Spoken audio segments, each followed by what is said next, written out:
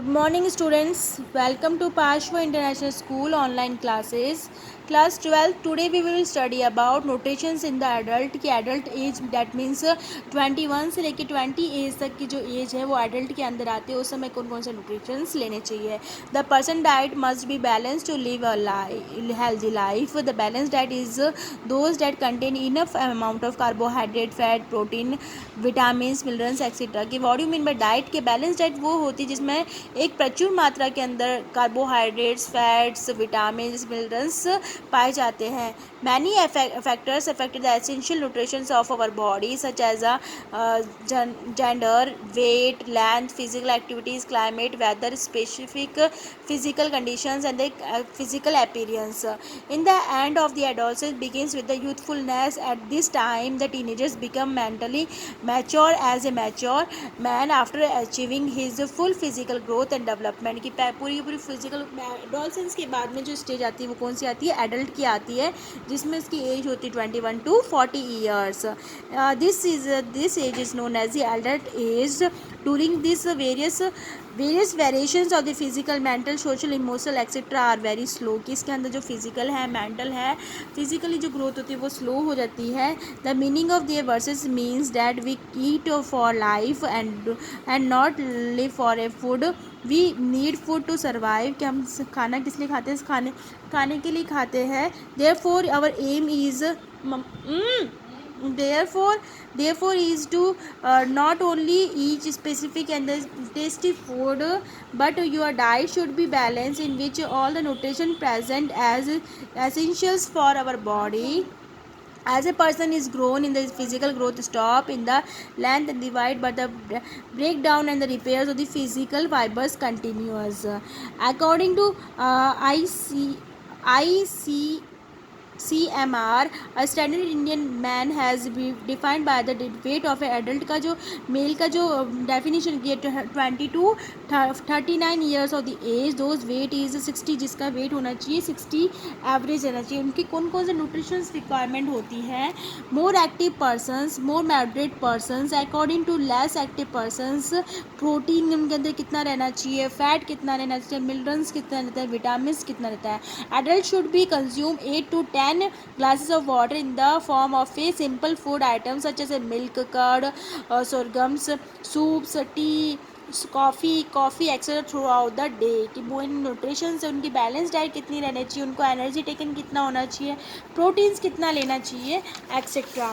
Then what are the feeding systems? All day meals should be divided into the 3 meals: breakfast,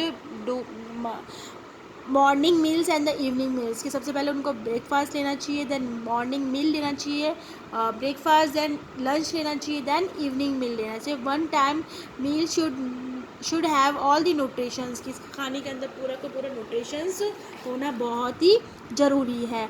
when feeding peoples who go for a work, pacing him in tiffins, he should be kept in the mind that the food can be fully nutritions. कि वो लोग अगर working man है तो वो अपने साथ में टिफ़िन लेके जाए, उनमें खाना न्यूट्रिशंस फुली होना चाहिए, अट्रैक्टिव होना चाहिए, ईजिली क्लोज होना चाहिए. If there is any nutrition deficiency in the can food, it should be given in the lunch for the evening milk. अगर उसके फूड में ऐसा फील होता है कि न्यूट्रिशंस की कमी है, देन उसको इवनिंग मील्स अच्छा देना चाहिए.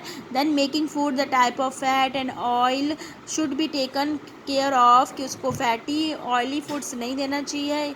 This reduce the possibility of disease like heart diseases, high blood pressures. The amount of calcium in the diet should be also be full volume. कि उसके अंदर डाइट के अंदर कैल्शियम भी बहुत ज़्यादा प्रचुर मात्रा में होना चाहिए. Iron should be high in the womens food. For this they should take grains, peels, green vegetables, fruits, liver, egg, meat, pulses etc. Raw fruits, vegetables which are the main sources of the fiber should be included. कि raw fruits देना चाहिए, vegetables देना चाहिए उनको, क्योंकि उनमें प्रचुर मात्रा में फाइबर्स होता है. according to activities, as a physical actions changes all the nutritions needed for the body daily for do not decrease as well as increasing vitamin b such as the thiamine, ribofolic, niacin, etc. diseases with the diseases. The person who is a very active persons needed 450 kg of calories energy, therefore they should be taken grain, sugar, fat in the small quantities. Depend करता है उसकी body के ऊपर उसमें कितना fat है. अगर ज़्यादा फैट है तो उसको फैट कंज्यूम नहीं करना चाहिए, अगर नहीं है तो बॉडी के अंदर कंज्यूम करना चाहिए. Then what are high income groups? The amount of milk and the meat fish should be consumed much. Eat less grain and pulses. There should be no problem of the price. So eat as much of fruit. अगर पैसे की कमी नहीं है तो बहुत ज़्यादा fruits and vegetables को कंज्यूम करना चाहिए. The amount of fat and the oil is high in the food of the high. Low priced balance diet बताई गई है कि इसमें आयरन की कमी नहीं होनी चाहिए, कैल्शियम विटामिन को यूज़ करना चाहिए, जितना हो सकता है उतना ऑयली फूड्स को अवॉइड करना चाहिए और अच्छा फूड खाना चाहिए. ईट 2 to 3 grains instead of A 1 grain should be the one of them. 50 gram of A green vegetables और कंज्यूम करना चाहिए. आयरन कंज्यूम करना चाहिए, vitamin, calcium etcetera. Consume cheap and the yellow fruits such as a papaya, mango, etc. so that vitamin A consume करना चाहिए.